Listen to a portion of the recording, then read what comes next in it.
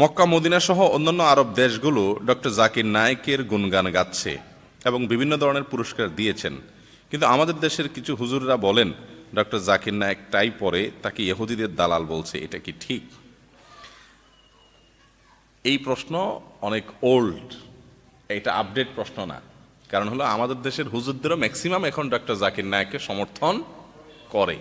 প্রথম একটু অনেক আলেমোলামারা একটু শক্ত করে বলছেন, কিন্তু সম্প্রতি আমাদের দেশে আলেমোলামারাও ডক্টর জাকির নায়েকের প্রশংসা করছেন, কারণ তিনি অমুসলিমদের মধ্যে ইসলামের সৌন্দর্যগুলোকে চমৎকারভাবে তুলে ধরছেন। বাকি তিনি মানুষ, তিনি কোনো ফেরেশতা না। আমাদের যেরকম ভুল হইতে পারে তারও এরকম ভুল হইতে পারে। এদেশে বা এই পৃথিবীতে কত হাজার কত লক্ষ ডাক্তার আছে, উনি কিন্তু ডাক্তার পেশাগতভাবে একজন চিকিৎসক।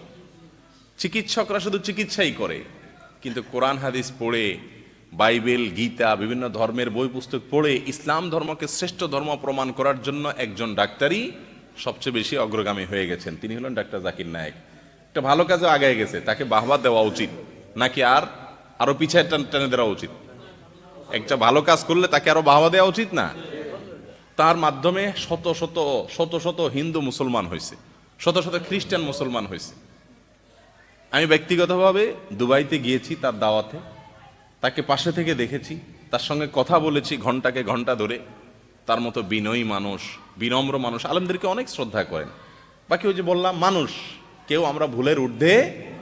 শুরুর দিকে তিনি কিছু কথার মধ্যে ওনার ভুল হতো, যেগুলো পরবর্তীতে তিনি সংশোধন করছেন, ওলামাদের পরামর্শ নিয়েছেন। এই জন্য সমালোচনা তো করাই যেতে পারে, কিন্তু সমালোচনা করতে করতে আমরা অনেকে ইয়াহুদিদের দালাল বানাই দিই। এটা যে কত জঘন্য অপরাধ! একজন মুসলমানকে আপনি ইয়াহুদিদের দালাল বলা, এটা কবিরা গুনাহ। কিন্তু কবিরা গুনাহ অনেক হুজুররাও আমরা করতেছি। আল্লাহ তাআলা আমাদেরকে বুঝার তৌফিক দান করুন। টাই পরার যে বিষয়টা, ওনাকে সরাসরি আমরা জিজ্ঞাসা করছি টাই পরার বিষয়ে দুবাইতে। উনি বললেন যে আমি মক্কার ইমামদেরকে জিজ্ঞাসা করেছি, ওনাদের সাথে আমার সম্পর্ক আছে, শেখ সুদাইস, অন্যান্য বড় বড় আলেমদেরকে জিজ্ঞাসা করেছি। ওনারা বলেছেন যে এটা পড়া সরাসরি হারাম, নিষেধ, এরকম বলার কোনো সুযোগ নেই। আমরা অনেকে মনে করি এটা খ্রিস্টানদের, টাইটা খ্রিস্টানদের মার্কা।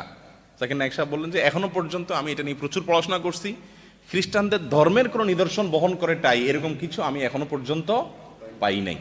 তবে হ্যাঁ, আমরা অবশ্যই বলবো মুত্তাকি, পরহেজগার, নেককাররা যে ধরনের পোশাক পরে সে ধরনের পোশাক পরাটাই ভালো।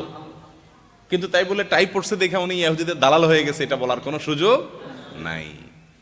যে ইহুদিদের দালালি করবে মুসলমান হইয়া, সে তো আরো বেশি বেশি ইসলামী লেবাস পড়বে, কারণ ও তো দালাল, ও তো ভান ধরবে, ঠিক না ঠিক? অতএব একজন মুসলমানকে ইহুদিদের দালাল বলা এটা জঘন্য অপরাধ। আমাদের কিছু হলে, আপনার সাথে আমার একটা মনের অমিল হলো, আমার সাথে আপনার কোনো বিষয় মতের অমিল হলো, আমার কোনো মাসালা আপনার ভালো লাগলো না, আপনি চট করে বলে দিলেন এই লোক অমুকের দালাল, এগুলা জঘন্য অপরাধ। এটা গালি দেওয়া, কুধারণা করা, কোনো মুসলমান সম্পর্কে কুধারণা করা জায়েজ আছে? জায়েজ নাই। আল্লাহ আমাদেরকে বোঝার তৌফিক দান করুন।